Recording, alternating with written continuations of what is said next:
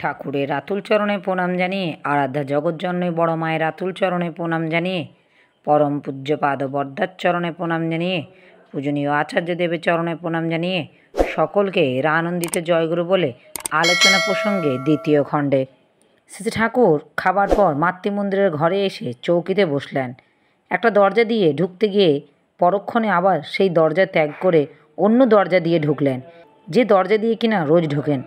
মায়েদের মধ্যে অনেকে আসলেন।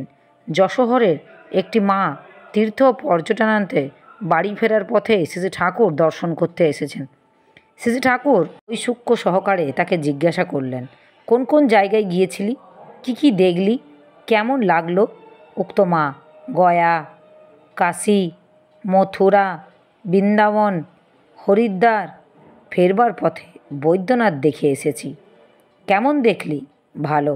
হরিদ্বারের দৃশ্য বড় সুন্দর, আর বিভিন্ন জায়গায় মন্দিরের আরতি সময় দেখতে বড় ভালো লাগে। এমনি অনেকে ভক্তি ভরে স্তব স্তোত্র পাঠ করে, বেশ লাগে। তবে প্রায় জায়গায় পাণ্ডাদের বড় অর্থলোভ, ভিতরে কোনো ভাব নেই। পয়সা আদায় করার জন্য নানা কথা বলে।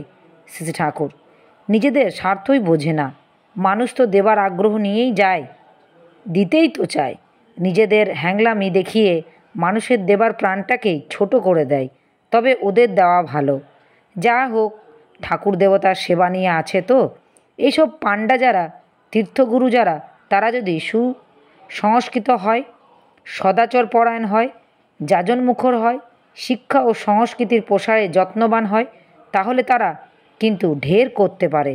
এরা জেগে উঠলে প্রত্যেকটা তীর্থ লোকশিক্ষার ক্ষেত্রে পরিণত হতে পারবে।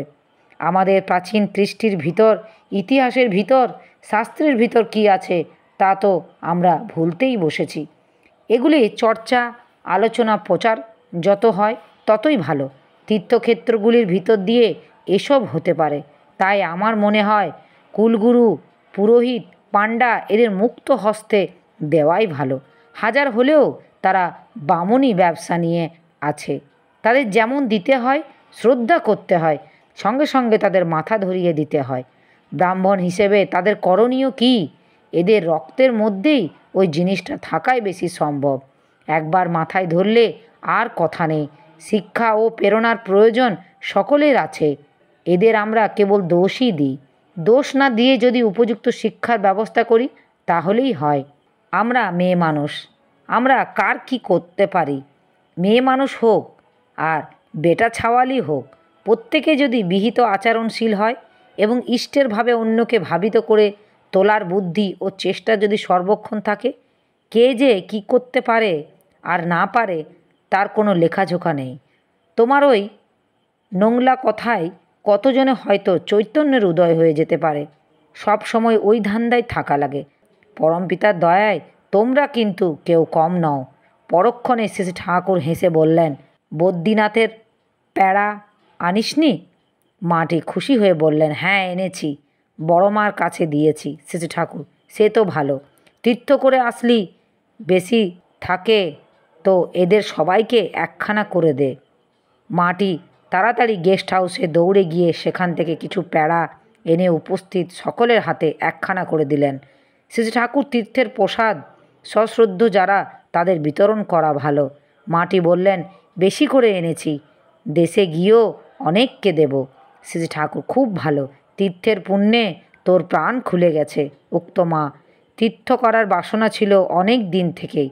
অনেক তীর্থ ঘুরে এসে আজ মনে হচ্ছে এক তীর্থের মতো আর তীর্থ নেই। অন্য কোথাও যাওয়া মিছে। শ্রী ঠাকুর, মিছে কেন? এ তীর্থ যদি তোমার কাছে সত্য হয় তবে অন্য তীর্থও তোমার কাছে সত্য। যুগে যুগে তিনি আসেন, তার লীলার অন্ত নেই। পূর্বতনদের লীলাস্থলগুলি যদি আমরা দেখি, তাদের কথা যদি আমরা পড়ি, স্মরণ করি, আলোচনা করি, তবে বর্তমানকে আরও করে বোধ করতে পারি। তাই জীবন্তের সংস্পর্শে সঞ্জীবিত হলে কিছুই মিছে নয়। তখন আমরা ভিটে মাটি, পথ ঘাট সবই তীর্থের অনুরঞ্জনা লাভ করি। আর তীর্থক্ষেত্র বলে প্রখ্যাত যেগুলি, সেগুলি সম্বন্ধে তো কথাই নাই। আমাদের পূজা পার্বণ, শ্রদ্ধা তর্পণ, ব্রত উপবাস, প্রায়শ্চিত্ত দান ধ্যান অনুষ্ঠান, 10 বিধির সংস্কার, কুলাচার, শাস্ত্রপুরাণ, দেবতীজ, তীর্থ সবই গভীর তাৎপর্যপূর্ণ। সদ্গুরুনিষ্ঠ হয়ে আচারবান হয়ে শ্রদ্ধার সঙ্গে আমরা যদি এগুলি বুঝতে চেষ্টা করি তাহলেই বুঝতে পারি।